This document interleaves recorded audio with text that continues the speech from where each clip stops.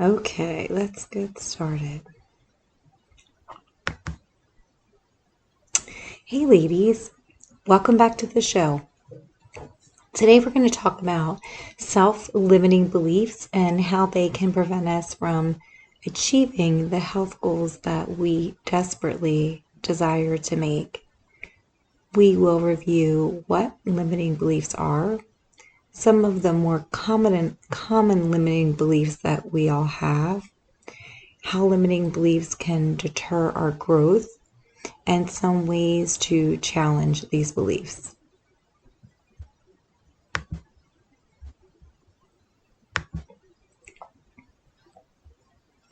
The mission of this podcast is to bring you useful and accurate information that will inspire you to act and make positive changes in your life when it comes to your health. But we all have limiting beliefs that hinder our ability to grow and achieve our most desired goals, no matter how much you want to achieve something.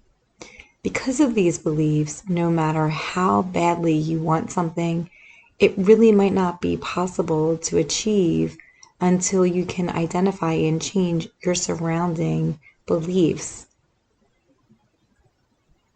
Health habits may be hard to implement if we don't truly believe that we can do it. We all know that our health is important, right? We've talked about this many times in the podcast.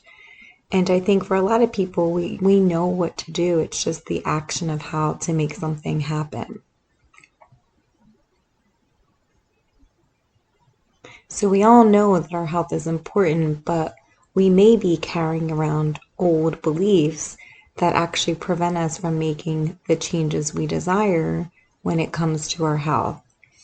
What you think and believe about yourself matters, and it often then becomes the story that shapes the actions that you take in moving forward towards achieving your goals and the dreams that you have. I have a ton of my own beliefs. When I first decided that I wanted to start a podcast, I was really scared of rejection and what people thought of me. And I still continue to be. And also the fear of like being exposed and having to be vulnerable. That was really, really scary for me.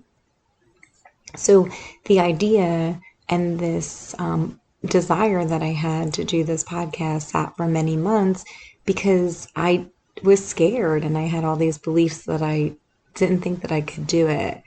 But my desire to serve you and to serve others outweighed my fear. And then I was able to come around to do it.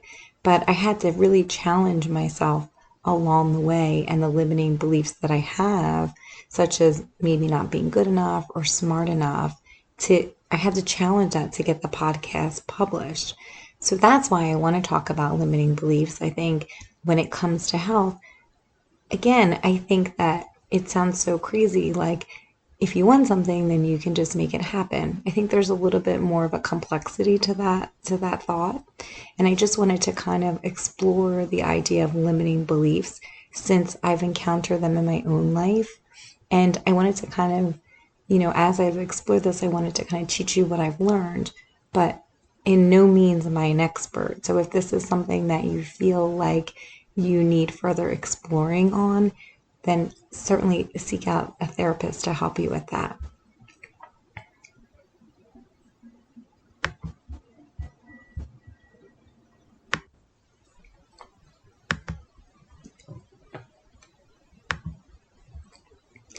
What is a belief anyway?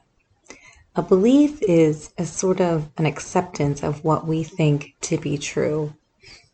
They are formed in childhood. They are usually from like previous memories or experiences that we've had. Beliefs are from assumptions that we've acquired along the way through any of our past failures or achievements. And it might just be the beliefs that we have also just might be a product of the environment that we grew up in. The beliefs that we have may be conscious or unconscious, And sometimes you may have these thoughts that you don't even know you don't even know exist. And these thoughts shape our desires, our decisions, actions, and any movement towards the potential life that we desire to have and who we want to be. These beliefs may have served us in the past, but as we get older, we may start to see that we don't need them anymore and they're actually starting to hinder our growth. For the purpose of this podcast, we will talk about how limiting beliefs may hinder your health goals because the podcast is focused on health and wellness. Some beliefs can also become sort of a self-fulfilling prophecy or a prediction that what you believe ends up becoming true. So when you have a positive belief in that you can do something, it's probably more likely that you're going to achieve the success that you desire, right? But when you have a belief that's negative or that you can't do something, this can put you in a place where you feel like you can't really make growth happen, and it may be hard for you to achieve your desired health goal or outcome. This is what's called a limiting belief. In health, these limiting beliefs may look something or sound something like this in your head, right? I'm not good enough. To be worthy, I have to be thinner, skinnier, richer, prettier, smarter, or younger. I'm too old to do something. It could be something like, I don't have enough motivation to make a change. I'm lazy. It could be something like, I can't lose weight because my family is big boned or overweight, or I have bad genetics. I can't make things that I want happen, or something like, I don't have enough time. I can't make that happen. Why these beliefs are harmful is that they can then become the narrative of what we believe about ourselves. When we think these thoughts repeatedly without even knowing or challenging them, these thoughts become who we think we are, even if that's not who we are. We end up creating beliefs about ourselves that may not be accurate. And then every time we think the belief, we affirm it, and it becomes the story of who we are. Even if the belief is not true, it ends up becoming a story that can stay with us and prevent us from achieving our true potential. Louise Hay talks a lot about this negative self-talk and beliefs, and she says, if you accept a limiting belief, then it will become a truth for you. We may not even like some of the beliefs that we carry around, but we may take comfort in the familiarity of it. We may be really uncomfortable with the belief, but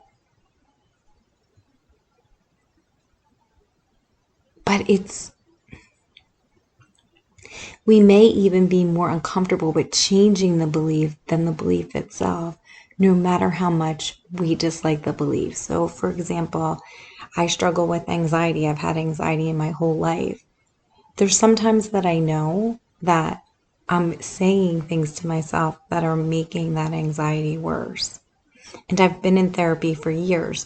But sometimes for me, even though I know I'm having this and that I can control it, because it's such a familiar feeling for me, even though it's really uncomfortable, it's something that I don't want to take the time to work on or to do anything because it's familiar and uncomfortable, but comfortable at the same time, if that makes any sense. So self-limiting beliefs may even provide you with some sense of pleasure or satisfaction, making it really hard for you to want to change it. What we tell ourselves affects the actions we take in achieving our goal. So if we have a positive belief that we can achieve something, then we will be more likely for that goal to happen. Then if we have a self-limiting belief about that same goal. So for instance, if one of your goals is to increase your exercise, and you have a positive mindset about exercise.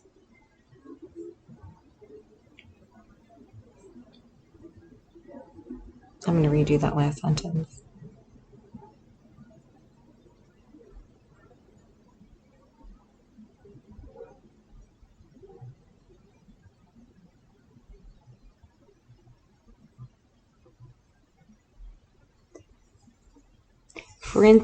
For instance, if one of your goals is to increase your exercise and you have a positive mindset about exercise and its benefits, then it will be more likely for you to achieve that than if you have the self-limiting belief that exercise won't make a difference, or a belief that you'll just regain the weight or that you don't have time to do it. And then how do you know if you have a self-limiting belief around a behavior?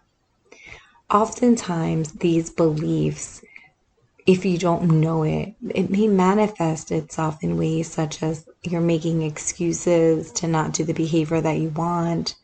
You could be procrastinating.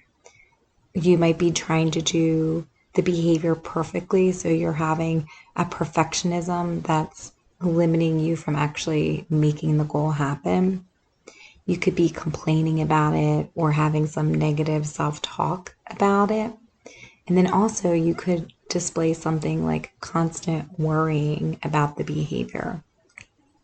So these are all kind of ways to know that you might have a self-limiting belief around the behavior that you want to change. What do we do to change the limiting beliefs once we've identified that we have them? No. What do we do to change the limiting belief that we have? First, acknowledge the self-limiting belief. Decide what goal it is that you want to achieve.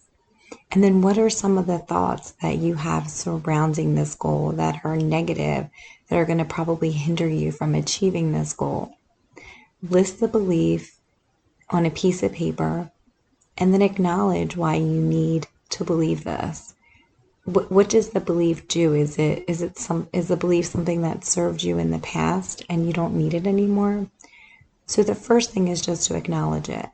So for example, if exercise, since we've talked about that, that seems to be the theme, the example that we're using. If your limiting belief around exercise is, I'm too busy or I'm too lazy, acknowledge that. If you don't acknowledge it, it's going to be really hard to change the behavior in the long run. Second, you're going to challenge this belief. So is this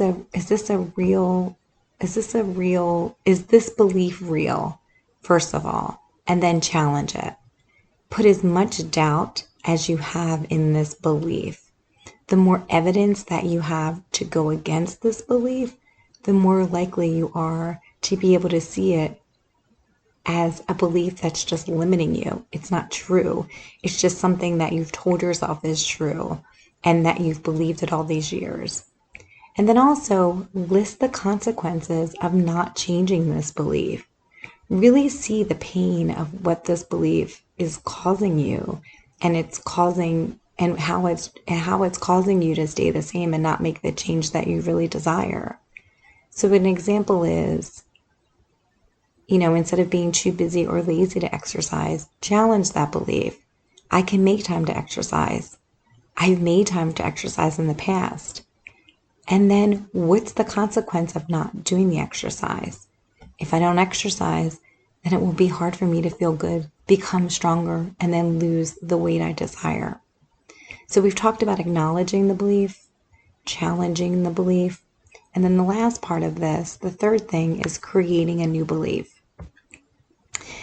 See how this new belief will make you feel better and move closer to what you want to become.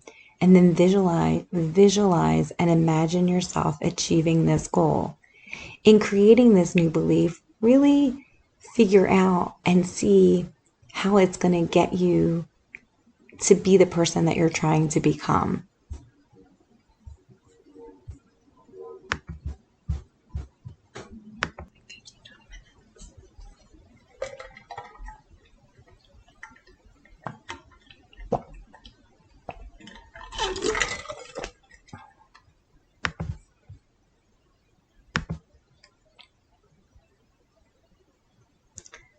So, for example, the new belief that you have surrounding exercise could be something like, I love exercise. It makes my body and mind more powerful and strong than it was before.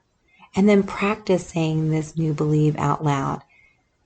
Exercise makes my body and mind strong and powerful. And then find empowering quotes or videos to help remind you of this new belief and to convince you of this new belief. And then continue to provide yourself evidence of this new belief. So every time that you exercise, remember that so that it reinforces all that you're doing to make and create this new belief that you're trying to form. So what self-limiting beliefs are holding you back today from achieving your desired goals? Think about it. What are you telling yourself? The thoughts you have about yourself matter. They may not be true, and they may just be telling the story. They may not be true and are instead serving the story you are telling yourself so that you don't achieve the goals that you really want. Realizing these beliefs will help us achieve the desired goals that we have. Limiting beliefs are so deeply rooted that you may find it beneficial to work with a therapist, a licensed professional, to help you identify and challenge some of your own core beliefs. I know that it's worked for me, and I know it could work for you too. The journey to self-care, wellness, and health is going to take you outside of your comfort zone. It may even sound woo-woo, like it's sounding woo-woo probably today. But I just want to acknowledge that it's not always easy, and it's not always as simple as deciding that you're going to make a change and then it happens. I just want you to see the complexities of it, and I want to be honest about those complexities because sometimes it's something that we don't even think about or acknowledge because they're so subconscious. But know that growth and change come from discomfort and challenge, and that having the whole health that you really want, it's not an impossibility, but it's a choice and it's something that you can make happen. So I want you to start where you're at. Look at all the things, look at any self-limiting beliefs that you have in your own life, and just start to challenge them and figure out if they're real, and then start to reframe them and reinforce the new beliefs that you have about yourself. This whole process of changing, it's not about being perfect. It's about being 1% better each day and then compounding that over many, many days. Be kind to yourself, and thanks for listening today. I'll see you back here next week.